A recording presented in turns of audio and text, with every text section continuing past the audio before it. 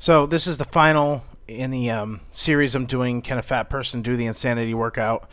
So I'm going to start off by telling you a slightly melodramatic story relating to the first day that I actually did the insanity workout.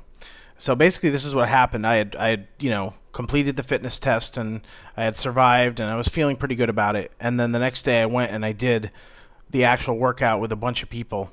And I got into it.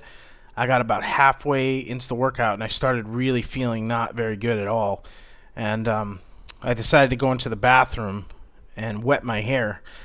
And I'm like sitting on the toilet and I'm like having this conversation with myself. And I start talking out loud to myself and I say, I don't think I can do this. I think I just bit off way more than I can chew. And I got up and I looked into the mirror, and that was something that I probably wasn't used to doing at that time. And I didn't even recognize myself because I was so big. And something just clicked in my head. I was like, I don't want to be like this anymore. And I went back and I did the best I could. Honestly, the first day I did like 35% of the workout. And that's going to be the experience that a lot of people are going to have, And Shaun T himself recommends, if you're in that situation, just keep the tape rolling. Don't stop the tape because, your body, needs to stay warm, and just keep doing the best you can. What you're going to find, hopefully, is similar to my experience. When I did the first week, I struggled really, really hard with it, and by the second week, it got a little bit better, and by the third week, I was starting to feel pretty comfortable, and by the fourth week, I was doing about 90% of the workout, so I was really getting a handle on things. Then month 2 came, and it was like I was back at the beginning, because month 2 is the day 1 of month 2. You do a fitness test, and you start the workout. That's going to be one of the most brutal days of your life, I can guarantee it. So the process kind of repeated itself in month 2, but I stuck with it, and I was able to get a pretty good handle on things. So keep that in mind.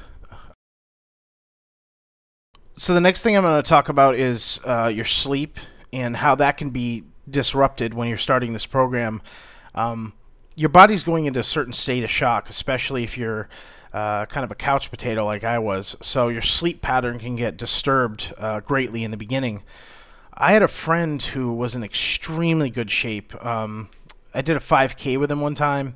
He ran like the 5K in like 22 minutes. He had 6-pack abs, like the whole thing, and he actually had to stop doing insanity at like day 45 because he kept waking up every day at 5:30, and he was just totally getting stressed out all the time over it. What was happening to me was different. I was going to bed at about 11 o'clock, and I'd wake up at 12, and I'd stay up for like an hour or two and then go back to bed, and it was really strange. But it started to get a little bit better as time went on. So that's one thing that you want to keep in mind. All right, so finally I wanted to talk to you about why you may not be losing weight, or you may even be gaining weight at the beginning of the insanity program. There's so many reasons for that. Obviously, you want to look at your diet, and you want to make sure that you're following the meal plan or something similar. It's really easy to increase your sodium intake, or you may be putting on some water weight from just drinking water excessively. So those are pretty obvious things. For me, when I started the insanity program, I didn't lose any weight for like 2 weeks, which is really frustrating because, you're doing these like extreme workouts and you're putting yourself through all this hell and you think you're following the program. But after 2 weeks, I lost a couple pounds, and then in month 2, it just started falling off me. And I think there's some obvious reasons why that is.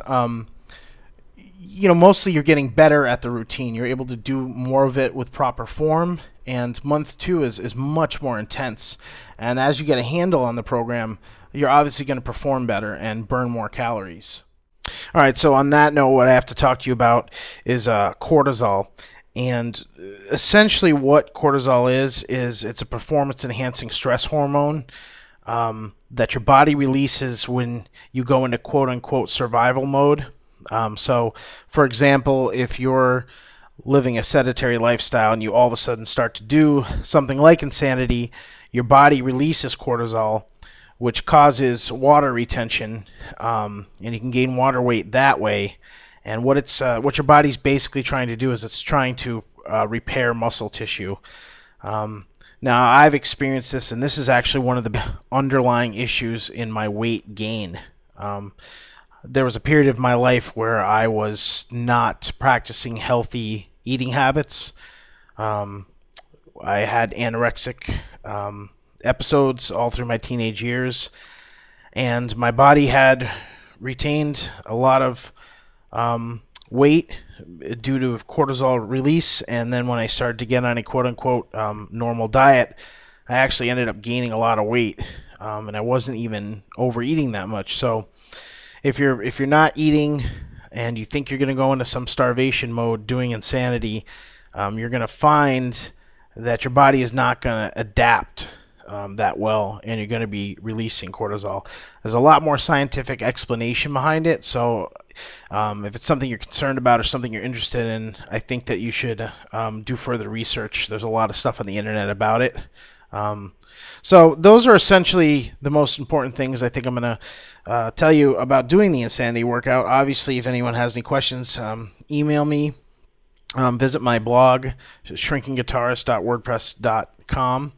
And if I find there's any audience for these videos, like I said, I'll start doing very, very specific and detailed videos, maybe about each workout or about diet and things like that.